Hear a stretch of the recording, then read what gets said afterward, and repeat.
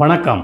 அரக்கோணம் தொகுதி எம்பி இருக்கார் பாருங்க, ஜெகத் ரட்சகன் அவர்கள். ரிசர்வ் வங்கி ஒப்புதல் இல்லாமல் சிங்கப்பூர் மற்றும் ஸ்ரீலங்காவில் கோடிக்கணக்கான ரூபாய் முதலீடு செய்திருக்கிறார்கள். ரிசர்வ் வங்கியின் ஒப்புதல் இல்லாமல் வெளிநாட்டு நிறுவனத்தில் முதலீடு செய்தும் மனைவி மகள் பேரில் அந்நாட்டு பங்குகளை வாங்கி அந்நிய செலாவணி மோசடியில் ஈடுபட்டது தொடர்பாக திமுக எம்பி ஜெகத் ரட்சகனுக்கு 908 கோடி ரூபாய் அமலாக்கத்துறை அபராதம் விதித்து உத்தரவிட்டுள்ளது. அபராதமே 908 கோடின்னா அவருடைய சொத்து எப்படி இருக்கும்? அவர் பெரிய தொழிலதிபரோ கிடையாது.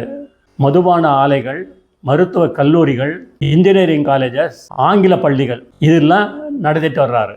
இப்போ தெரியுதா இவங்க நீட்டை எதிர்க்கிறாங்கன்னு, டாஸ்மாக் கடையை மூட மாட்டேங்கிறாங்கன்னு திமுக. சென்னை உயர்நீதிமன்றமும் சொத்து பறிமுதல் தொடர்பாக அமலாக்கத்துறை பிறப்பித்த உத்தரவில் தலையிட முடியாது அப்படின்னு சொல்லிட்டாங்க.